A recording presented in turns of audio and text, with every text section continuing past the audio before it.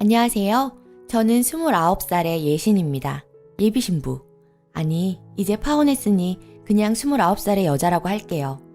저 같은 여자는 결혼하기 힘들 거라는 어이없는 말 듣고 궁금해서 이렇게 글 올려봅니다.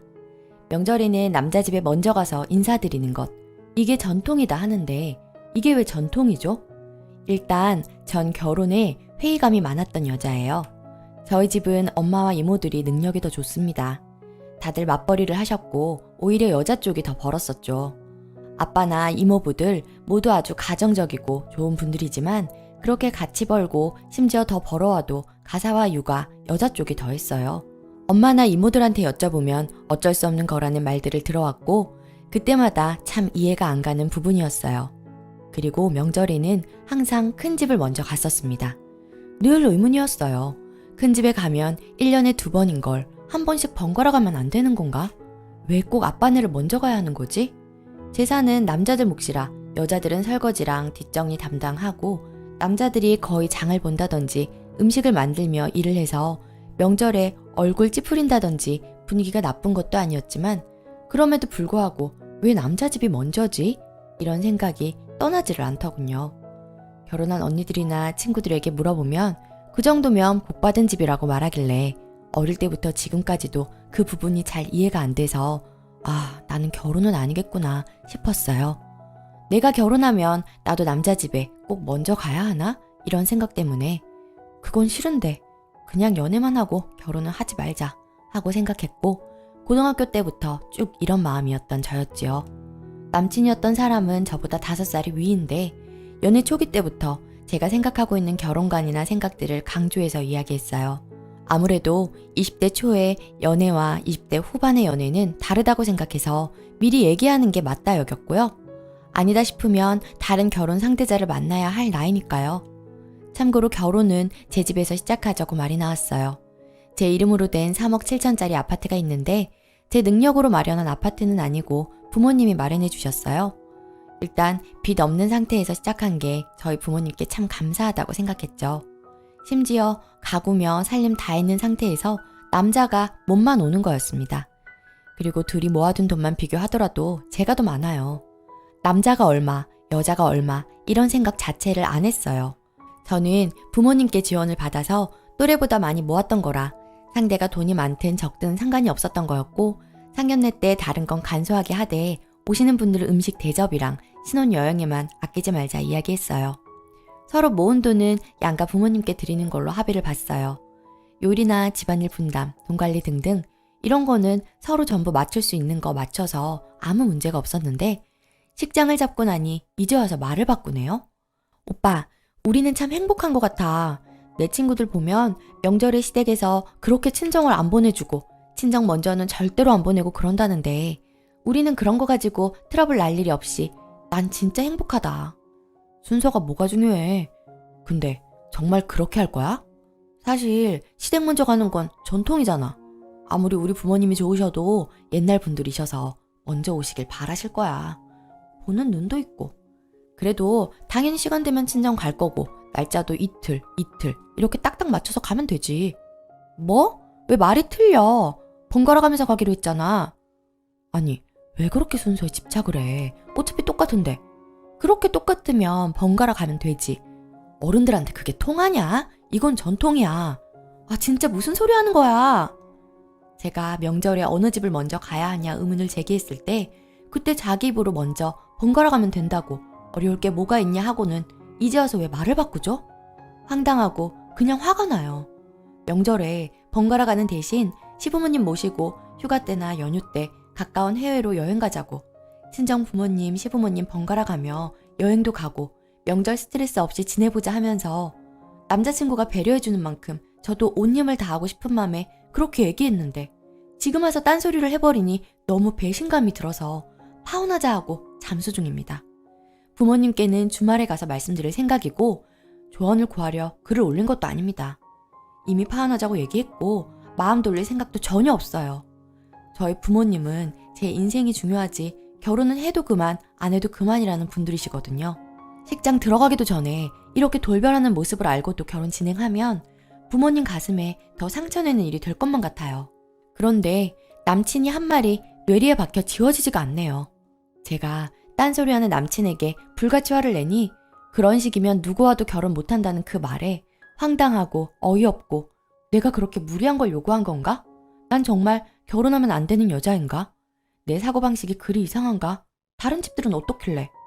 여러 잡생각 때문에 익명의 힘을 빌려 올려보는 거예요. 결혼을 하게 되면 서로 배려하고 어느 정도의 희생이 필요하다고 여겼는데 명절 문제에서만큼은 그게 적용이 안 되는 건가요? 제가 그렇게 무리한 걸 바랐나요? 1년에 명절 번갈아 가면서 먼저 가는 거 그거 그렇게 전통 운운할 일일까요? 안 가겠다 하는 것도 아니고 제가 이거 하나만 바랬어요. 지가 먼저 그게 뭐 어려운 거냐 하고는 전통 운운할 거면 본인이 집을 해와야 하는 거 아닌가요? 막말로 지 몸만 오면서 벌이도 내가 더 버는데 돈 가지고 이러는 제가 너무 치사한데 전통 운운할 거면 능력도 전통 그대로 해야지. 괘씸하고 속에서 열불이 나네요. 다시 생각해보면 차라리 결혼 전에 본색을 드러낸 게 다행이라 여겨야 하나 싶지만 마음만은 너무 씁쓸하네요. 이혼보다 파혼이 훨씬 나은 거지만 부모님께 말씀드릴 생각을 하니 아무리 제 의견을 존중한다는 분들이지만 파혼하겠다고 하면 마음 아프실 것 같아 가슴 아파요. 후기. 파혼하자고 얘기하고 하루 동안 잠수하면서 생각의 정리를 끝내고 그 다음날 전화를 했어요. 결혼이 장난이냐고 파혼이 애들 장난이냐며 대뜸 화를 내더군요. 네, 장난 아니죠. 그리고 어쩌면 이게 별 문제 아닐 수 있어요. 그런데 저는 배신감이 너무 큽니다. 명절에 번갈아 가는 게 뭐가 어렵냐. 차라리 설날이든 추석이든 상대방 집에 온전히 가는 게 어떠냐고 했던 건 이 사람이 먼저 얘기한 거예요. 그때 사실 그렇게 말해준 게 너무 고마웠고 내가 정말 믿을 만한 사람을 골랐구나 생각했던 순간이었거든요. 제가 명절 방문에 관한 주제로 친구들이나 언니들하고 이야기를 하면 늘 예민하다는 취급을 받았고 주변에서도 너는 결혼은 무리일 것 같다는 소리를 종종 들었으니까요. 그리고 제가 가장 화가 나는 지점은 식장을 잡은 뒤에 돌변한 것처럼 말하면서 정말 그렇게 할 거냐는 말, 보는 눈들도 있는 데라는 말, 새댁이 벌써 시댁은 나 몰라라 하는 거 어른들이 뭐라 하겠냐고요. 연애할 때는 그렇게 깨어있는 사람처럼 굴더니 다 잡은 물고기라고 생각했는지 본심을 마구 표출하는 그 사람에 대한 배신감이 컸던 것 같아요. 그러면서 그게 전통이라고 포장하는 모습에 어이가 없더라고요. 그래서 말했어요. 연애하면서 한 명이라도 서로의 요구가 부당하고 못 견디겠으면 구질구질하게 매달리지 말고 다른 사람한테 보내준다고 했던 거 기억하니? 내가 먼저 파혼 얘기했으니 피해 보상은 해줄게. 어른들께 각자 말씀드리고 위약금은 전부 내 쪽에서 물 테니까 최대한 빨리 정리하자. 했더니 아차 싶었던 건지 아니 너 무슨 오해한 것 같다. 할머님이 아직 계시는 거 알잖아. 몇 년만 그러자는 거지. 내가 너 생각을 몰라? 누구보다 너를 잘 아는데. 그런 의도 아니니까 진정 좀 해. 하면서 말 같지도 않은 소리를 하더라고요. 내 성격 알지 않느냐고 더 긴 말하고 싶지 않으니 그만하자 하고 끊었어요. 처음부터 미안하다. 할머님이 아직 계시니 몇 년간만 이해해주면 안 되냐 이랬으면 제가 이렇게 나오지도 않았을 거예요. 제가 무슨 바보인가요? 진심인지 아닌지도 구분 못하게. 저희 집도 할머니 계실 때는 두부며 만두며 송편, 떡, 식혜 등등 전부 직접 만들었어요. 할머니 돌아가시고 큰아빠가 제사 줄이고 명절의 음식들 간단하게 바꾼 거라 이 사람이 처음부터 할머니 이야기하면서 양해를 구했다면 당연히 이해했을 겁니다. 전 배려 많이 해줬다고 생각해요. 금전적인 거 다 떠나서 제가 아침밥을 먹는 사람이라 본래 아침밥도 차려 먹으며 살아왔기에 아침밥에 대한 부담감도 전혀 없어서 아침은 내가 해줄 테니 같이 먹자고 했고 제가 오후부터 새벽까지 일하니 저녁만 스스로 챙겨 먹어달라 했어요. 그리고 결혼하고 집안일 도와주시는 분 주 1회씩 부르기로 했었고요. 부모님이 10살 때부터 맞벌이를 하셔서 집안일 어느 정도는 하고 요리하는 건 정말 좋아해요. 지금 업종도 요식업이고요. 근데 둘 다 일하는데 집안일을 누가 더 하고 말고 이런 거 신경 쓸 바에는 도우미를 부르는 게 좋다 여겨서 서로 협의 본 거고 저한테 고마워했었어요. 결혼 후에 아이를 낳게 되면 부모님이 시터 구할 돈은 지원해준다고 하셨기 때문에 맞벌이에 문제 없었고 이 사람 용돈 문제에 관한 것도 본인이 말한 만큼 현금 30 플러스 카드 주기로 했습니다. 돈 관리는 제가 하되 어디에 어떻게 쓰는지 가계부 보면서 함께 저축하고 지출하자고 하고 양가 부모님 생신 꼭 챙기고 휴가든 연휴든 1년에 한 번씩 시할머니, 시부모님 모시고 여행 가자고 했었고요. 게임 좋아하는 사람이라 장비 다 새로 사주고 안마의자 사고 싶다고 해서 그것도 다 예약해놨었고요. 명절에 우리 집 먼저 가서 온전히 우리 집에서 보내자는 말 자체가 고마웠으니까요. 주말에 집에 가서 부모님께 말 쉽게 바꾸는 사람 평생 믿고 살 수 없을 것 같다고 말씀드렸어요. 자식이 결혼하고 가장 꾸려서 예쁘게 살면 좋겠지만 제 선택을 존중한다고 괜찮다고 하셨어요. 이 사람도 어머니께 말씀드렸고 어머님이 전화 오셔서 다시 한 번만 생각해보면 안 되겠느냐고, 원래 남자들이 철이 좀 없으니 이해해주면 안 되겠냐 하셨지만 그냥 죄송하다 말했어요. 오늘 위약금들 전부 처리했는데 결혼식 전에 혼인신고부터 안 하길 잘했다는 생각이 드네요. 혼인신고부터 하자는 거 저희 부모님이 식도 안 올렸는데 혼인신고는 안 된다 해서 안 했거든요. 부모님이 성견지명이 있으셨던 건지 다행인 거죠. 좋은 일이 아니라 글 안 쓸까 하다가 진지하게 조언해주신 분들이 많으셔서 글 남겨요. 결과적으로 저는 파혼했고 더 이상은 예신이 아니네요. 한 사람 한 사람 만나가면서 식사 대접하면서 청첩장까지 돌렸는데 상황이 너무 우습게 되어버렸지만 어쩌겠어요. 감당해야 할 저의 몫이죠. 친구들은 애 있어도 이혼하는 시대에 파혼이 뭐가 대수냐고 위로해주는데 솔직히 씁쓸하네요. 좋은 게 좋은 거라고 결혼 전에 이런 전조가 있었음을 다행이라 여겨야 하는 거겠죠? 개개인의 경험들 조언해주셔서 감사했습니다. 댓글 1. 추석에 누구 집 먼저 가는 게 뭐가 중요하냐고 하면서 그러니까 남자 집 먼저 가주라는 사람들이 제일 이해 안 갔어요. 전 중요하다고 생각해요. 명절 당일 아침은 오랜만에 온 친척들이 다 모이는 자리고 할아버지, 할머니 기리는 자리인데 여자만 그 풍습이 끊기는 거잖아요. 번갈아 가야 된다고 생각합니다. 그래야 남자도 여자 친척들 만나고 여자도 남자 쪽 친척들 만나죠. 아무튼 잘하셨어요. 지금은 씁쓸해도 두고두고 잘했다 하실 거예요. 말 바꾸는 게 비겁한 사람이네요. 이해해주고 맞춰가는 사람도 있어요. 좋은 분 만나세요. 댓글 2. 명절 순서 이런 것도 중요하겠지만 글쓴이는 아마도 돌변해서 딴 말하는 남자의 모습에 실망스러운 거겠죠. 아직 결혼도 안 했는데 벌써부터 그렇게 다른 모습 보여준다는 건 믿을 수 없는 사람인 거죠. 잘하셨다고 봐요. 잘 이겨내시고 더 나은 사랑이 있을 겁니다. 두 번째 사연. 시어머니가 제 취미생활을 반대합니다. 안녕하세요. 36살, 7세, 5세 남매를 키우고 있는 아줌마 사람입니다. 결혼한 지 9년 차이며 시댁과 5분 거리에 삽니다. 맘 먹고 뛰어가면 3분, 시댁이 가까운 관계로 또 어머님께서 우리 애들을 무척이나 아껴라 해주시며 이런저런 일로 저희를 자주 부르십니다.